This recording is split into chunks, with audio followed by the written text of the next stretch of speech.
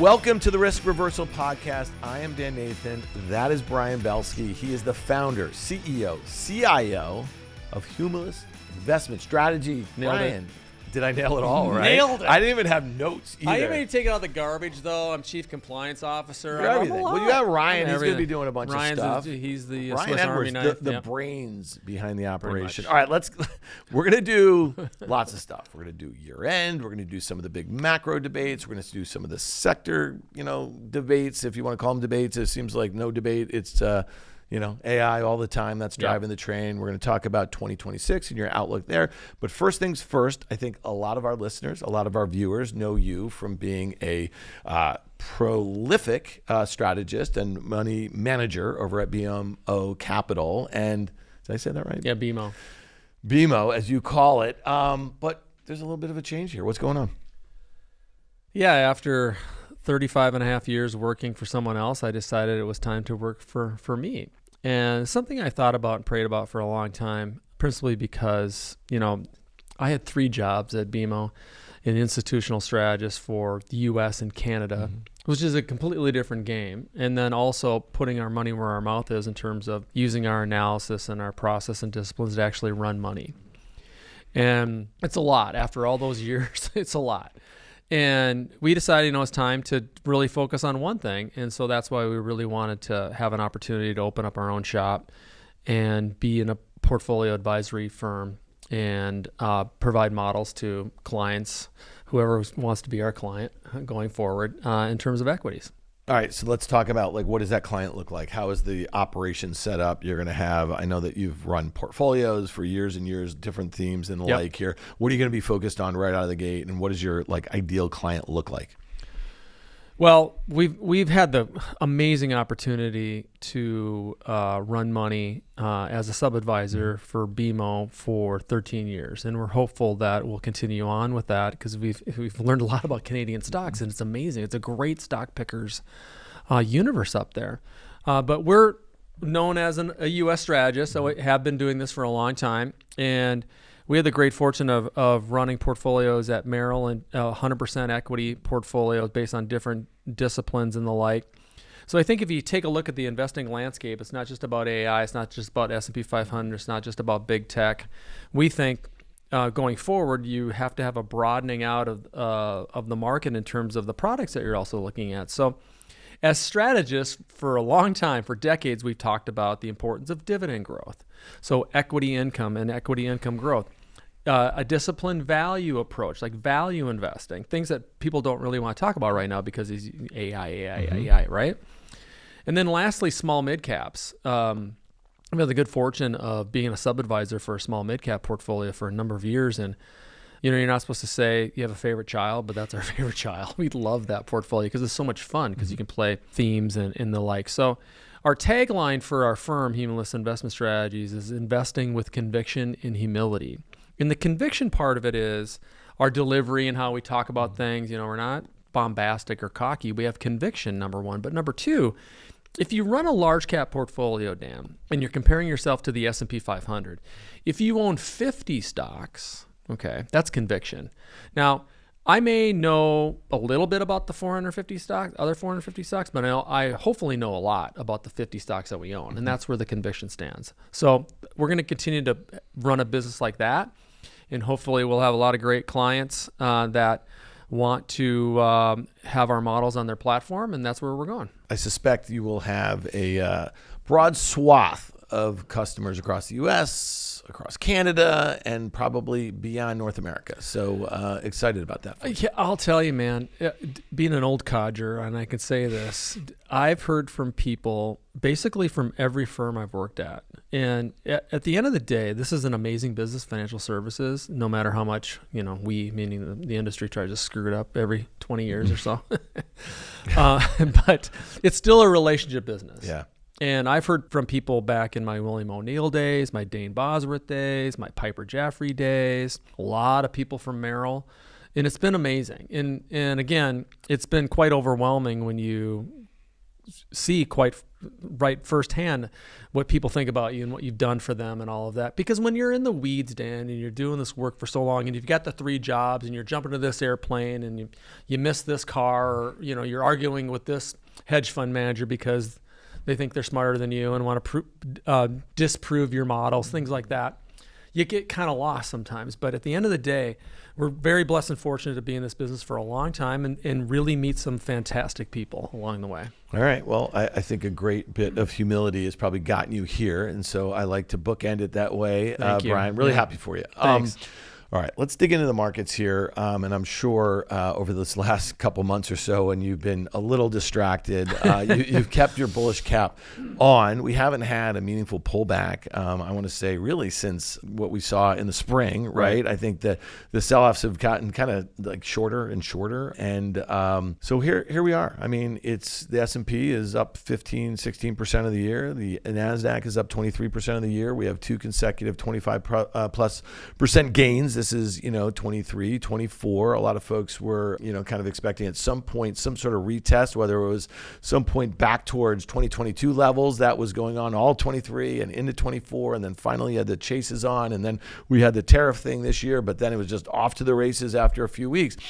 Give me a sense of how you think we close the year, assuming that a debate that was coming into, let's say, last week in the Fed meeting, that we were going to be on this rate cutting cycle that may go a bit further than some folks thought. Now, I think that's been reversed a little bit, right? The government shutdown is something that we used to get really nervous about. I don't think investors are particularly worried about that right now. And then this tariff situation is in front of the Supreme Court this week. Who knows which way that will go, but it doesn't seem like investors are too worried about that. So if you think of some of these bigger let's call them macro-y sort of things, the S&P is within 1% of its all-time highs, up, like I said, 16, 17% of the year, and no one cares about any of that.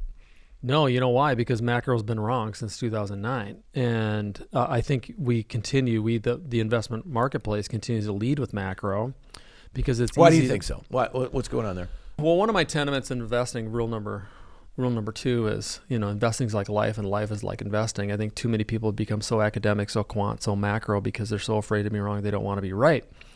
And if you take a look at, like you mentioned, government shutdowns, remember I called it the stupid committee in print in 2011. Remember that? Yeah. And that was really a great buying opportunity if you missed the 2009 lows, right?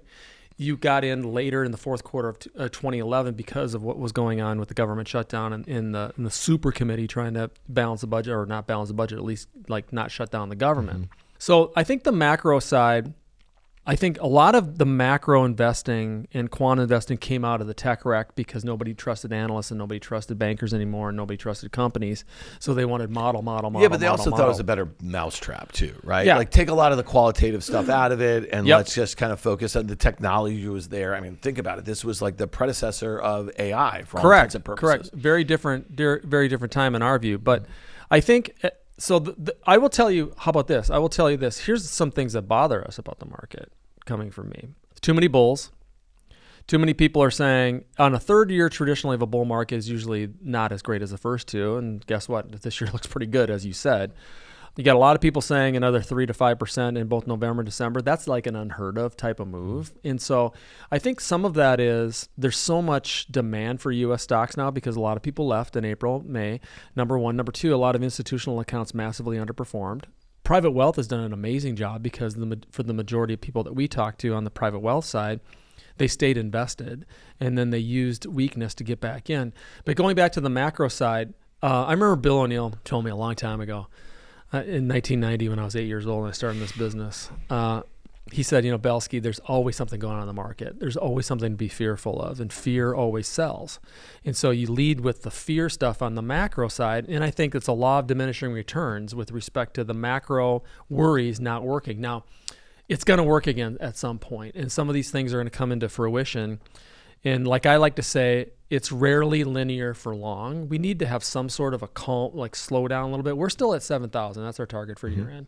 So we could see a bit of a pullback in volatility, but we're very confident on 7,000. And then with respect to 2026, we think there's a very good chance that we kind of enter into 2026 and 2027 as kind of a Goldilocks period, but more so normalization in terms of high single-digit, low double-digit performance back to the historical norm. Oh, by the way, that's okay. We'll take that. Is it okay versus a 10-year treasury at 4%? Well, if you look at the backstop, we've been talking about in print for a number of years now, 3.5 to 4.5% range of the 10-year treasury. That's a pretty good environment, especially some of us that have been around for a while know that the average 10-year treasury over the last 75, 80 years is 5%.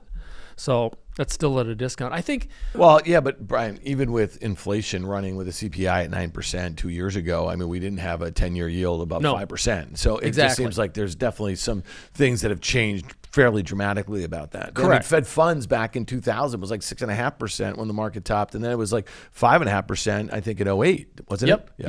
Yep. And remember, too, the Fed started cutting. I remember when the Fed started cutting January of 2001. Yep. Surprise cut, second day of the year. Correct. And I was actually at the St. Paul branch of Piper Jaffray having a breakfast meeting, and the surprise cut came out. So anyway, there's always something going on. The macro has been leading kind of the fears, and I think there's going to be some unwind of that macro thing. And I think that we're going to be up another 3 to 5 to 10% between now and year end. Boy, that would be amazing. I'm kind of hopeful we don't go there because that would mean a blow off top, and I don't want to see that. Yeah. All right. So again, you don't care much about government shutdown. When that gets resolved, it's not like the S&P is going to pop 1 or 2% because nothing was priced in for that. Correct. Can we agree on that? Yep. Okay. As far as tariffs, President Xi and President Trump met last week, and they're basically, I think, back to where they were on April 1st. Yeah. So after all that, you know what I mean? They have a truce. So investors only cared about that for a couple weeks back in April, right? And then if you just think in general about what the Fed and what expectations were, the market didn't even have too much of a palpitation when they took December, the guarantee off the table. So let's talk about Fed policy right here, because this is the one that likely is more important than the other two that we just mentioned. Is that fair to say? I think so. Okay. So then if we believe that the Fed was going to be in a cutting cycle, they've just cut 2 times. They were supposed to cut in December, and then they were supposed to cut, 2 more times in 2026? And so if that is not a certainty, and not, obviously we never have certainties, how does that change your view of equities, of valuations? Is it something the market can keep trudging forward without the confidence that we are going to have this cutting cycle? I think it supports our view that we're heading back into this period of more normalized returns, Dan. I really do. Like these returns that we are chasing the market because of momentum, or we're buying stocks because money's going to get cheaper, or that inflation's rolling over, but employment's remaining pretty steady. I think that we're heading into this period again, and we want to be in a position where we continue to underpromise and overdeliver with our forecast, but also on companies. We want to see companies deliver on their earnings front, and I think the good news on that is we're starting to see a broadening out of fundamentals and broadening out of growth, and this really focus on AI, tech, although not at the expense of those companies. I think we're going to see better performance from everywhere else. So I do think from the Fed perspective, we can speculate all we want in terms of what's going to happen with the boss at the head of the Fed and going forward. But I don't think volatility surrounding who's going to be leading the Fed is going to cause any kind of dramatic pullback in the market. Right. So the idea of like a shadow Fed chair, and the idea that we're going to basically start to have to price in 100 basis points of cuts in short order once, you don't think that's going to be a thing? I don't. Unless 100 basis, I mean, we have. Well, think of that. The Marin just he dissented for a 50 basis point cut, and he wants cutting in December, and I mean he could have his 100 basis points like that if he was in that seat. Well, that's an excellent point, because now you need to start looking at for years and years and years it was kind of the standard operating procedure SOP that you don't dissent on the Fed. Right. Back in the 90s, there was dissension all over the place with respect to Greenspan. Then that kind of went away, and then of course we had the great financial crisis, and everybody was kumbaya.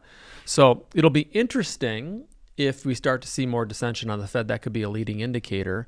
But at the end of the day, our forecast is not is not imperatively centered around what the Fed's going to do. Yeah. All right. Let's talk about that broadening out. You said you're starting to see some earnings growth, or you're expecting growth from other areas away from AI. When I look at this year, I look at the RSP, the equal weight S&P 500. It massively underperforms. It's up 6.5% on the year versus the S&P. Again, it's up 16.5% on the year. So what gives you confidence that that is happening? I know that you've been a huge fan of financials, banks in particular. They have delivered on everything that you just said, but just talk about into year end how you expect that to continue, and then why should that flip-flop a little next year? Well, if you take a look at the actual unweighted, equal weighted S&P 500 and look at those companies and compare their earnings revisions when you take a look at the out year, so FY2 in a diffusion index relative to the current fiscal year, which is FY1, we're starting to see a recovery in those earnings, and actually faster than what we're seeing in the tech stocks. Remember, the Big 10, the top 10 companies in the S&P 500, their earnings actually got hit a little bit around the April timeframe. So some of the revision data is not as good, number one. Number two, it just makes sense for us if we're going to start to see broadening out from a performance perspective, but also from a fundamental perspective. If again, you said that we like financials and we love financials, we think there's a great theme there, not just from a value perspective, but again, from a company perspective, thematically and deregulation and all this kind of stuff. If they're delivering earnings, that means the economy is actually doing pretty well too. And so let's take that a step further. I think you're going to see more cyclical components of the market, whether or not it's different parts of consumer discretionary or home builders in things like in domestic industrials, Dan. Mm-hmm. If you take a look at the consumer discretionary sector, much of the performance this year, once again, has been really bullied by Tesla and Amazon. Mm-hmm. And they make up what 50% of that XLY, that ETF, which is a piece of shit ETF. Why don't you come up with a better consumer discretionary? Is there a better index that tracks? You just gave us a product idea. Yeah. Let's go. No, come on, Ryan, get on that. But it's so many of these ETFs like that we talk about, or you're asked about when you're on CNBC, or I'm sure when you're in client meetings, or it's just like we talk about consumer discretionary, but we're really not talking about consumer discretionary. We aren't, because we're talking about the Amazon machine, right? Yeah. So the way that we've been positioned in the portfolios we run is that we've been, quite frankly, a little bit more defensive in consumer, especially large cap consumer discretionary. And when you own Home Depot for the last 10 years and Marriott and TJ Maxx pretty defensive in terms of consumer spending, right? They have this great company, they have the great store like Home Goods and things like that. But the best consumer discretionary company, the best true consumer discretionary company, in our view, is not even a discretionary company technically. It's a staples company called Costco. Mm-hmm. Which actually trades like dog shit this year. Yeah, but if you think about thematically and where you want to be longer term, it's a top 25 company in the world in terms of our view. Mm-hmm. So you look at Costco and Walmart, what they've been able to do, that they're consumer staples company. We're actually underweight consumer staples because they're expensive, and a lot of people. XLP, which is actually a decently constructed ETF that tracks consumer staples, is today, as we're recording, making new 52-week lows. Yes, so I think there's fundamental problems from a pricing perspective and earnings growth in a lot of these areas, which include, but not limited to, the Procter & Gamble's, the food stocks, the soda pop stocks, if I give you my Minnesota there.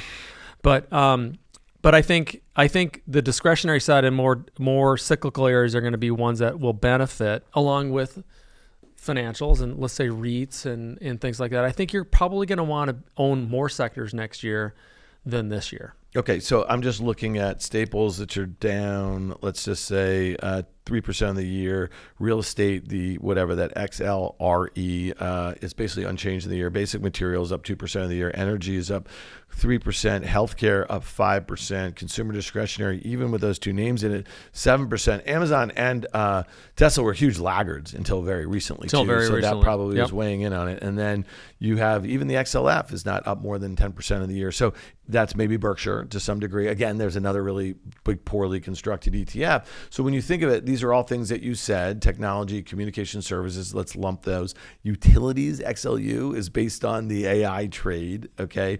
Industrial, believe it or not, there's a lot of stuff built in there. You saw CAT and what people were saying last week. So to me, it still seems very concentrated. When I look at the things that are working this year, and then I look at the things that are not working, they are more cyclical. So what are they saying about the economy that we have right now? Well, I think those when you're just talking about that, man, I was getting excited. Here's why I'm excited, because if you're a stock picker, or you don't want to follow the herd, or you want to skate to where the puck is going, to use a hockey term, that creates great opportunities. Because here's what we know from our work in doing the institutional work for a long time and running the models and all this kind of stuff. We know that the industrial sector is the most eclectic sector of the S&P 500. You can't look at earnings. You have to look at things like return on equity and return on assets when you're supposed to be buying industrials. And it looks to us like they're just beginning to turn from like bottom out and recover. That is a very bullish thing for us. That's not kind of number one. On the concentration side of that's been the number one argument about to not be bullish, Dan, that we're not gonna be bullish because there's too many stocks. There's not enough stocks really leading the market. Well, guess what? Look at last week, right? You had Meta kind of fumble, but Google do great. We're already starting to see some differentiation with respect to the Magnificent Seven, or those whatever big seven stocks. And that has been our call all along. We've been underweight the Mag 7 because we don't own a couple of them. We've been more concentrated in some other areas. And so I think that's where we're going to go going forward in terms of just being more diversified. And there's going to be clear winners in every single industry. And oh, by the way, again, last week we think was a precursor of what's coming across the entire market. And that was? That we're going to start to see even more diffusion, even more differentiation. But so you saw that last week in the market? I saw 3 consecutive days where market breadth was really bad. Yeah, but if you look at individual companies, I mean, I think too much we look at the overall market. You got to look under the hood. Stocks lead earnings, which lead the economy. The stock market is the market of stocks. I know it's really boring. I say this all the time, but you need to look under the hood and look at individual companies in terms of what it means. Every time I think about a sector or a market or a strategy that I want to play, I always think about what stocks I'm going to buy. Right.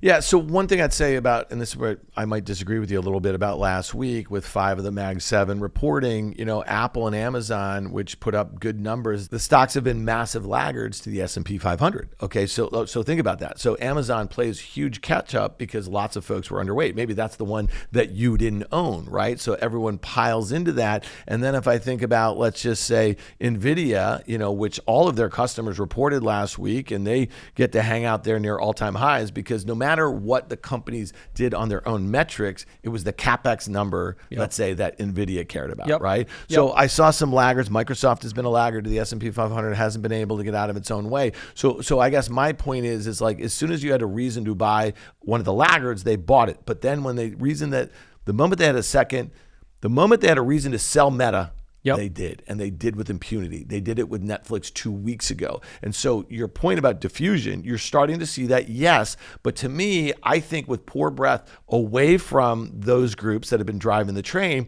I think there's more risk to that. Now, I might be thinking in a very short-term basis. You might be thinking about it, does this make sense, as you kind of lay out a plan for 2026, because that's going to present the opportunity for you?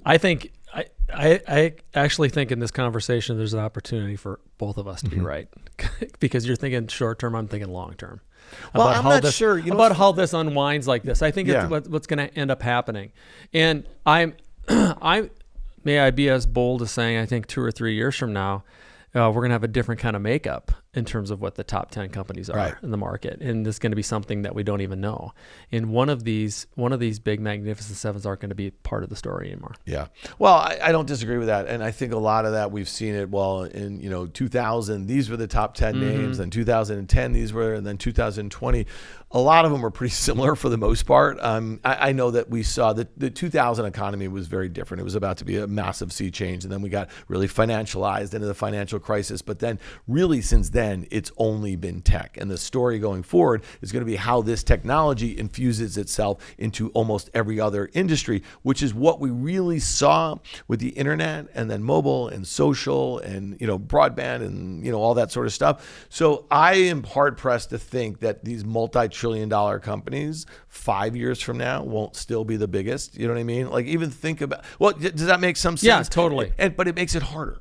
In a way, you know what I mean? Because at some point, these companies will have built that infrastructure. They're either going to get the leverage, and these are going to be higher margins, sort of, they're going to get more leverage on their earnings model, or they're not, and they're going to become like GE 30 years ago. Well, I'm glad you brought that up because I was going to talk about that. Remember, we used to say, as GE goes, so goes the market. Mm-hmm. Then it was as financials go, so go the market.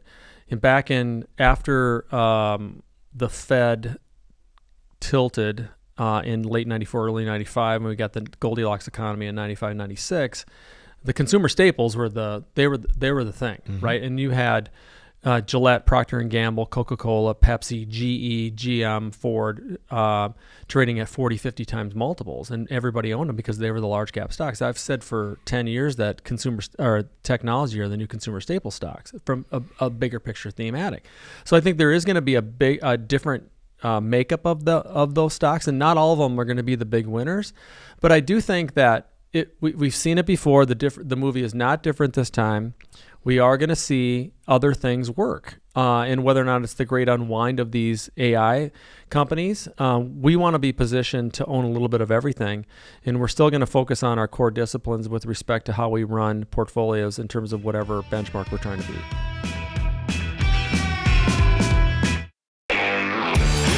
All right, let me ask you this. It's something we've talked a little bit. I'm sure you're reading it all over the place. You talk to a lot of folks. So when I think about, though, generative AI, and I think about, let's just say, the 10 largest names, and we know who they are, and we know what the spend has been, 25, 30% of their revenues.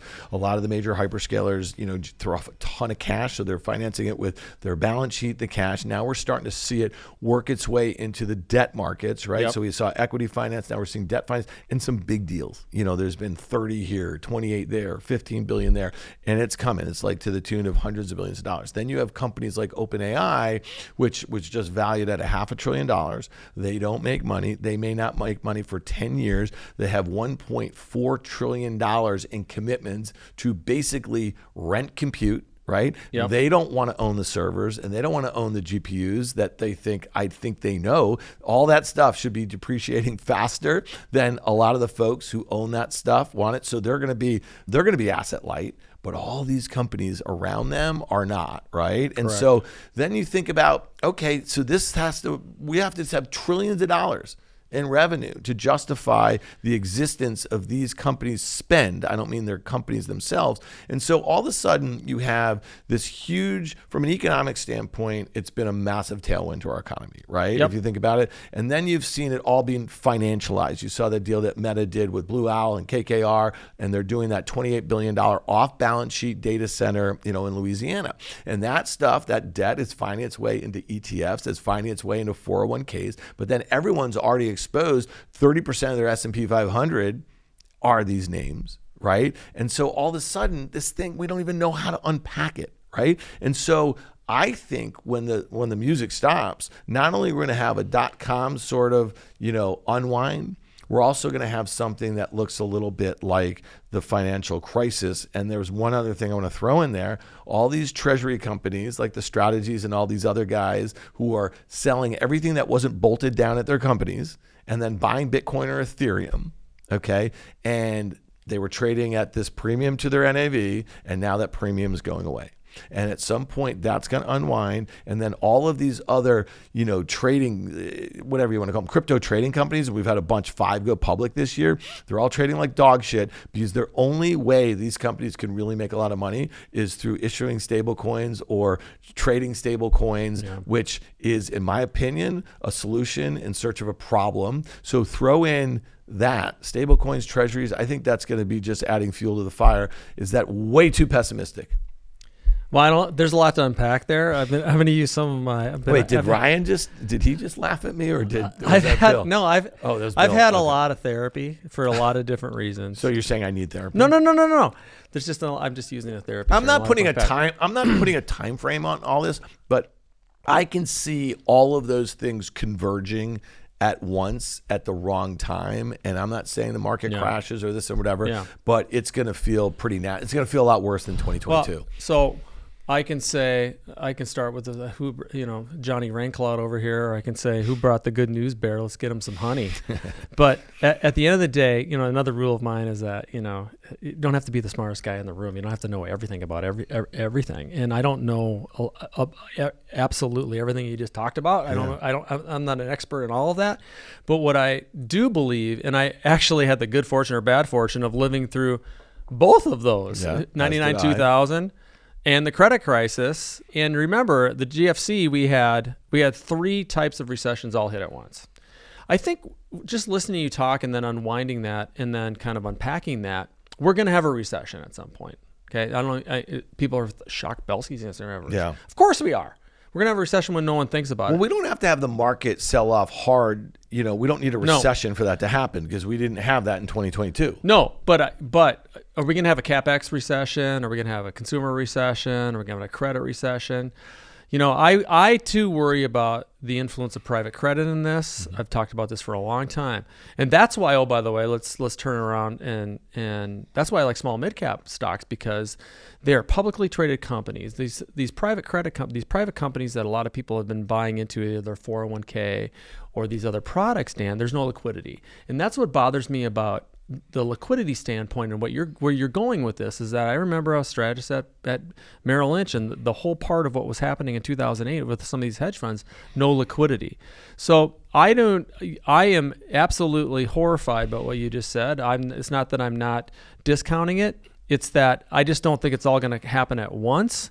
I do think at some point we are going to have a big blow up. I just don't think it's now quite yet, because I don't think that we're anywhere near the froth that creates some of that. I just think that we're kind of an accident waiting to happen. If you just look at how, Apollo and Blackstone and KKR, their stocks trade. I mean, they trade like dog shit. I mean, so like if you're worried about private credit, private credit is in the middle of all of the stuff that I just mentioned about data center stuff. For it to continue to grow at the way that it is, it's going to need different sources of funding. And right, if these companies don't want to fund it any longer with their balance sheets, then it's going to get a bit more complicated. But look at when Blackstone in particular, when they bottomed out at 0% interest rates. Right. And you buy those companies when money is cheap. And if 0 to 4, the last time I checked, 4% is higher than 0. Right. So they've bought a lot of assets at 0% that they're now trying to finance at 4 or 5%.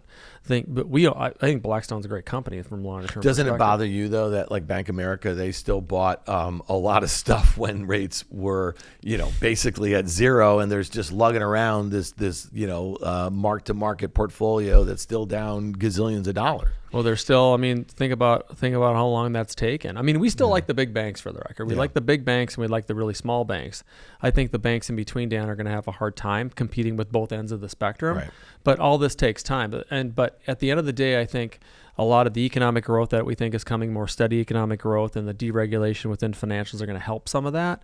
But I do think there's big pullbacks and tops. No one can actually say exactly when the top is coming, and we can have all these great macro theories, but rarely someone gets it right exactly. So I think nobody knows there's a top until one comes. I think there's a lot of people that say they call the top in 2008 or say they call the top in 2000. But no, they're early. Yep. I think for where I sit, I don't manage massive portfolios like you. I don't have clients. I don't have any of this stuff. Getting the narratives out there and how it works. If you go back and you look at the late 90s into 2000, I know you were there. You had a front row seat for it. The same thing in 06, 07 into 08. There was a lot of folks calling for a bubble. And then, a bubble can keep inflating. Like exactly. The idea that people think, and that's what you're saying right here. Yep. So calling the pop is one thing, but having folks understand how this worked. And again, you could say the same thing with 2020 into 2021. We had a bubble there. We had a bubble in fiscal and monetary easy policy. And then we had all this crap that people, had a lot of, there was a risk-taking culture, and they went into NFTs, and they went into all this other bullshit, meme stocks and stuff like that. Apocalypse, yeah, right. So if you go look at those three things from 2000 to 2008 to 2020, they're kind of similar in many ways. And this thing, I think, dwarfs all of them. Put them together, and it's literally not equal to this. I think a lot of people probably think that we're bullish all the time and like that. And I was the head of U.S. sector strategy at Merrill in 2007, and we made the call of our career, Dan, when we went to a sell on financials. And back then we did pair trades. Yeah. And so I lead off the morning call and we're saying, we're going to go this sector and sell this sector. So we went to a sell on financials and a buy on tech in August of 2007. Oh man, we were early. Mm-hmm. But the thing that worried me the most was how financials were reacting to credit spreads. And no one was really talking about that back then. We were relatively early. And it wasn't a popular call because remember, in 2007, a lot of people made a lot of money in 2007. Right. That was the top. So it takes a while for that to unwind. Well, let me ask you this. So I read two things in the Wall Street Journal this morning. One was that the risky sort of loans, the ARMs, the real, did you see this? The mortgage are coming back, so that was one. And they were trying to paint it as something, going back, almost 20 years, that sort of thing. And then there was another article talking about how 25% of U.S. consumers are subprime. So both of those articles were in the Wall Street Journal today. Now, you and I have a lot of like scar tissue from that. And we call it complex PTSD. Yes, yeah. No, and I mean, that's one of the things like some of these kids today, you know what I mean, who didn't live through, the financial crisis or, never saw a dip that wasn't bought. I mean, the idea of a protracted bear market, I think they've gone away. You know what I mean? Yeah. Think about even COVID, we weren't down on the year. 2022 felt like really orderly, right? Everyone expects, there's someone to swoop in and save the day. In this instance, out of 22 was a new secular, you could call it a secular bull market. I'm calling it this secular shift in technology. And this is like something we've never seen before. No, I think that my grandson's children. You don't have a grandson, do you? I sure do. What? I had children when I was 8 years old. Look at this person here, people, if you're watching this kid's a good-looking kid. I told my son. How old is he? Year and a half. I told my son and my daughter he gets everything. I mean, he's the love of my life, this kid. He's fantastic. I'm sure they love that. Oh my gosh, this kid. Anyway, his children are going to be writing about this. I don't know if we're going to be writing or we have robots or whatever. They're going to be talking about this bull market. Yeah. This is going to be a case study. But I think, listen, the market is what the market is, and it is going to correct when it corrects. And we have to be invested during that time frame to take advantage of how the things are going to change. And with so many people leading with the negative, Dan, you're still leading with the negative. Yeah, but I'm not in the business of telling a story. I'm not selling a dream. You know what I mean? I'm not raising assets. The only reason someone would give you assets, and I'm not saying you, I mean the proverbial is because you have a positive outlook on the investment world, because the only way for you to grow, to have returns in the market is for the market to go higher, right? And so if you are a pessimist, you're not in the business of raising money in the financial markets. Is that fair to say? Well, I mean, just a simple kid from Wilmer, Minnesota. They just do the math. 7 out of 10 years stocks are up. So I mean, those are pretty 100%. Good odds. Those are pretty good odds for me. Number one, if you go back to October of 2022. Man, were they loud, the Bears. This is trouble. But at that point, though, and I know that you're a Merrill guy, and Bob Farrell, and who's the other gentleman that you mentioned who took you aside back Bill there? O'Neill, Bill O'Neill, right? Yep. I mean, the problem is most retail investors buy the most at the highs, and they just don't participate the same way at the lows, and that really gets people turned around a great deal. I would love to talk about this because let's talk about it. Let's talk about Unless you got to go. Do you have a few minutes here? No, I remember specifically Bill O'Neill talking to me about, retail is a dumb money, institutional is smart money. Well, it's completely flip-flopped in my view because of the need for constant performance and short-term momentum on the institutional side.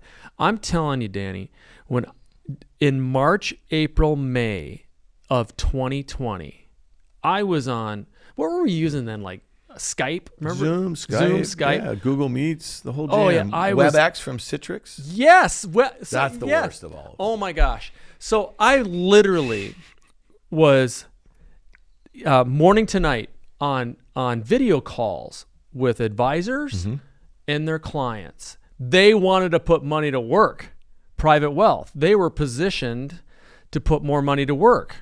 And during COVID, they wanted to play. It's completely changed. If you look at the fourth quarter of 2022, they wanted to come into the market. If you look at what happened in April, May of this year, especially U.S. investors, let's go. Now, Canadian investors are different. They want to sell all U.S. stocks because they're bitter, but that's okay. They came back and Canadians bitter? They're like the nicest people they're ever. super nice people. They might be love bitter my Canadian about clients. What the Blue Jays, what happened to them. I know, Saturday night. man. What a Saturday team. night. You know, I lived in Toronto this summer in '92 and '93 when they won the World Series. Oh, Joe both Carter of those hit that home run. Yeah, and actually was in school in Philadelphia. I remember Mitch Williams, the Wild things. He laid up Carter, and that was it. But let me ask you, just going back to 22 for a second. Yeah. It's like this goes back to buying the most at the highs, and Yep. so NVIDIA.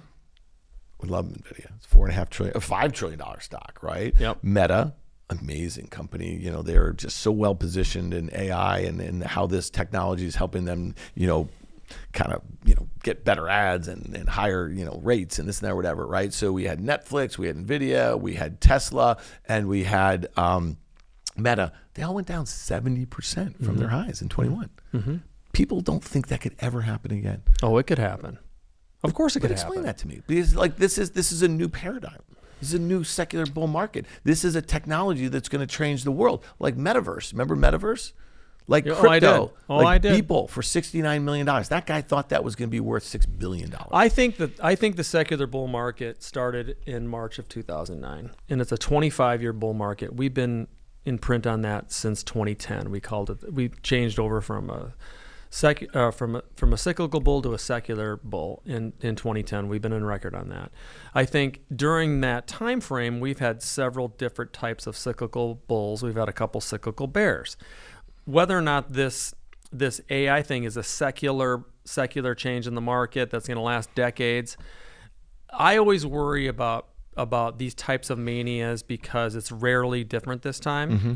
And some of the things that you talked about the great unwind can, will, and should happen. You should never buy an asset if you don't think it's going to go down. But I'm sorry, you broke my brain. Say it again. You should never buy an asset if you don't think it's going to go down. Yeah. If you're buying tech because it could never go down. Yeah, exactly. I mean, I know what you're saying. Yeah. So let me ask you this though, because again, not a strategist. Don't kind of make model portfolios and all this sort of stuff. I get this question a lot. We're all exposed if you have retirement accounts and you just kind of do the 60-40 sort of thing or whatever. What's happened over the last couple of years, and it's been an amazing thing, is that you've outperformed with exposure to that than you might have without that secular, shift, right? Let's just say if there was, if tech was much lower weight as it is right now and not as top heavy. So when people ask me, I'd say, well, I'd readjust your exposure to large cap in general. Does that make some sense? Because you all will be overexposed if we do have the sort of pullback. Let's say it's a 25% orderly like we had in 2022. I mean, it might look kind of ugly. It might end up being uglier than you expect because of this concentration. Does that make some sense? I think that it makes some sense. It's always, I hate it when stocks go down. I hate it when people lose money. But there will be some sort of a pullback and we have to guard against it. And I think how we guard against it is broadening out and owning different assets. You don't have to own everything.